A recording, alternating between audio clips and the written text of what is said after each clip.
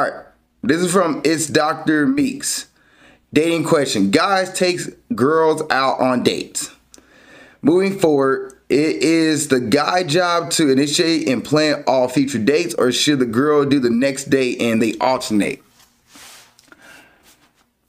So a guy takes a girl out on the date. They have to date one, and then she's saying the next date is the guy's responsibility to pretty much plan all future dates, or should the girl plan the next one and y'all alternate back and forth? It depends on who does the inviting when it comes to dates. Who does the invite? After that first date, and there's a good back and forth, and you're like, okay, I definitely want to see you again for the second date. It depends on who does the inviting. If the guy invites her on the second date, then he plans the second date. But the girl's like, hey, I had a fun time. Would you like to do this again next week? Then the girl can come up with the idea of where to go. Maybe the guy says sure, and then he picks the date as well. But it shouldn't be the guy always planning the dates. And this is why. Because when a guy always planning the dates, especially for y'all boyfriend and girlfriend, it shows that the guy is interested, but the girl might not be 100% interested. She might just be, passing time, where the case may be. So you want a little bit of back and forth.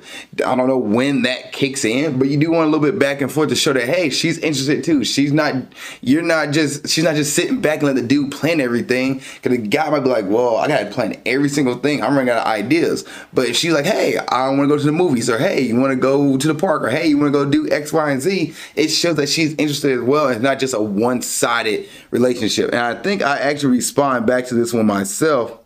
And I said, yeah, alteration is best because it shows that both sides are mutually interested in getting to know each other. If one side constantly plans the dates, it is going to seem like they are putting in all the effort to see a person. So, yeah, it should be a little back and forth. All right, this next one here, this is from Kayla View. Me and my girlfriend were talking about how we consider genetics when dating. Like, I want my children to be healthy and have XYZ traits. Do men do this too? Men look at looks. Men are about looks. But I don't know we consider genetics when dating. Like, I don't think we're thinking that far ahead. I'm trying to think of all the guys from podcasts, the people I talk to in person, my friends, co-workers. I don't ever think a guy be like, dude, her genetics are on point. I can't true. I definitely want to have that kind of athlete baby with her. Like, I've heard dudes say that, but I don't. As most guys say that, it's like you usually hear it on a movie or a TV show. You don't see it in person. It's like a good joke. Now, girls, I do hear women say, you gotta be 6 foot tall. You gotta be 6 foot, above 6 foot. You gotta be taller than me. You have to be a certain amount of, income, where the case would be, and have X amount of traits. But I don't think anybody ever said they want to have an unhealthy baby. Nobody ever says that. I think everybody looks for a partner and they assume that they're going to have a healthy baby if they're looking to have kids. So there's that. That's why guys don't ever just say like, oh, she has to be, X amount of height, X amount of weight, because she has to be able to provide for me with athlete babies. Like, guys not really going in there, because that's the case. Men wouldn't sleep around with so many women of different shapes and sizes. Now, what keeps a man in, I always says before, is personality.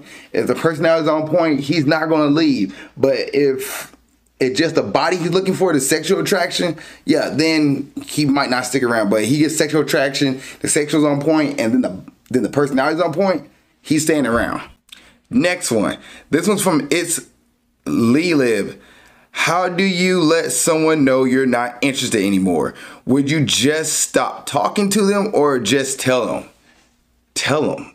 Be the person, let them know, let them down, like, hey, thank you for your time, I appreciate it, I found somebody else, or I'm not ready to date right now, or you're a good person, but I feel like the chemistry between us is not there, it's not gonna work for me. You can do all those things to show somebody that you're not interested. But if you're talking to them, ghosting them would be the worst thing you can do. So do not ghost. If you're talking to them, you met them on a dating app, it's only been 1 or 2 exchanges on an app, that's a different story. People fall off all the time. But you already want to date and you've been talking to them for a while, just let them know that, hey, this is not gonna work for me. I don't think the chemistry is working for me, or wherever the case may be, to let them down.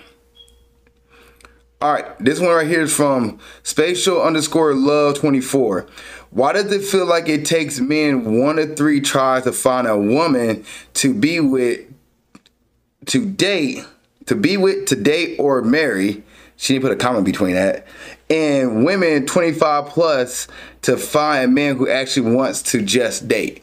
Well, where are you meeting these people at? So if you meet them on a dating app, yes, it's gonna be, you're gonna cipher through a bunch of people to find somebody who actually wants to date, because most men, we literally think with looks and everything in mind. So you see a cute girl on a dating app, you're gonna swipe right, regardless. And you're not gonna even sit there and read her profile. You'll be like, oh, she's cute, I'm swiping right. And then you got those guys who don't really want a relationship, they just want to hook up. So they're gonna sit there, hey, are you down to hook up? Or are you doing something like that? So you got that, you gotta cipher through all that before you find a guy on a dating app who genuinely wants to actually date. Now, for men, our options, we're not getting hit on 24/7. We don't have so many women, knocking at our doors or knocking on our dating apps to try to date us. You don't have like women coming up to us and approaching us to date. So for us, if we see a girl we're really attracted to and we go talk to her and then she's back and forth and get a little banner, a little back and forth and some personalities connecting, yeah, it might take 1 or 2, maybe 4 ladies to have a conversation with her, start dating to see, hey, this is a long-term match or not. But for women, when you have so many suitors, it does seem like it's so much harder to find somebody. But in reality, you just have more options. And I'm not saying men settle, I'm just saying men, when you have less options, you have the opportunity to choose the best person that matches best with you. Women, you have all these options. You get to cipher through a lot of those choices, see who's actually is right for you. And then once you find a guy who matches what you're looking for, and there's that connection back and forth, then you find that partner that you want to date and marry. All right, this is from Marian Matztez. I hate when I give out my phone number to a guy and then instantly regret it. How do you politely tell a guy you're not interested when they ask for your number in person? Depending on the guy, like, you can give him a fake number. You can, if you don't want to be strong enough to say like no, and thank you, I appreciate it. You can say, hey, I have a boyfriend. You can say, my boyfriend's right there. You can do whatever it case would be. Or you can just like ask me a number, like, oh, appreciate it, but I'm in a relationship. My boyfriend's not out right now. Or I appreciate it. Yeah, anything. They don't owe you anything. The guy asks your number in person, they don't owe you anything. So you can legit say, hey, my boyfriend's right over there, or I have a boyfriend, whatever the case might be. Oh, no, what about Instagram?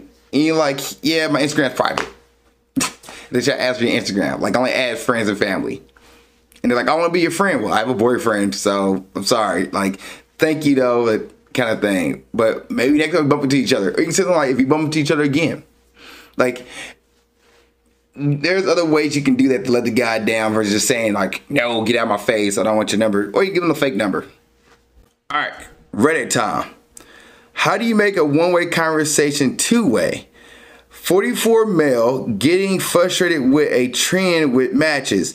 I seem to have a difficult time getting a two-way conversation flowing. I would guess that 75% of my matches follow a similar pattern. I ask a question based on something I found in a woman's profile. She responds answering that question. I respond asking for additional information regarding her initial response in or about something else in her profile. We share something related about myself, and when it feels appropriate, repeat a couple of times until I run out of things to ask about. Frustrated, I stop communicating. Sometimes if it's someone who really intrigues me, I try a generic icebreaker or two just to keep things going. However, they don't really break the pattern. Looking for guidance and advice. Does anyone have tips for encouraging a two-way conversation in the app? Would it be off-putting to ask, is there anything you would like to know more about me? If someone hasn't asked me any questions about myself. If a woman is not asking me any questions about myself, should I take it as a sign that she is just not that interested in me? Look, man, the dating apps is to set up a date. Okay, you got an opener. You ask them about their profile. Great. Did a little back and forth. Great. Then you say you stop talking till you get frustrated, like till you, there's nothing more to talk about, and then you get frustrated. How about when you notice this, like let's say this has been going on for, because dating apps, you're not on it all the time, or maybe you are, but you got a life, so you should be doing other things besides just being on an app all day. If you're having a good back and forth and people having a good conversation, day two of that conversation, ask to set up a date. The problem with the dating apps, like, is people not trying to be on pen pals. People not just trying to sit there and talk all day long. I guess, understand you're 44 years old, but you have to get off the dating app. Once you have a good back and forth, invite her on a date. Set something up. Nobody wants a pen pal on a dating app. And if you do, you need to get off the dating app and go hop on, you know, a Discord, or create something on Instagrams or something like that where you can have a conversation with people back and forth. Reddit posts if you want to. But your purpose for the dating app is to set up the date. You gotta get back and forth. Cool. Set the date up. If she start responding to you or not asking you questions because she's getting talked to by 15 other dudes who also trying to get a date eventually, or start a date, or some way to meet her. So somebody else might be a little more intriguing than you if you're just asking questions about her profile. Yes, you're doing the right thing by asking her questions, but you have to get off the app. Thank you for watching this episode of Nerdy Dating. I really appreciate it. If there's another episode you want to watch, you can look at it right there. If you want to subscribe to the page and watch more content, it's down here. Also, you have a question about dating you want to put in the comment section, go ahead and do it. Or you can send me your dating question to my email of alizakkanerdydating@gmail.com. That's alizakkanerdydating@gmail.com. And I will answer your question on the next episode of Nerdy Dating. Thank you so much for watching the show. I appreciate you, and keep being awesome.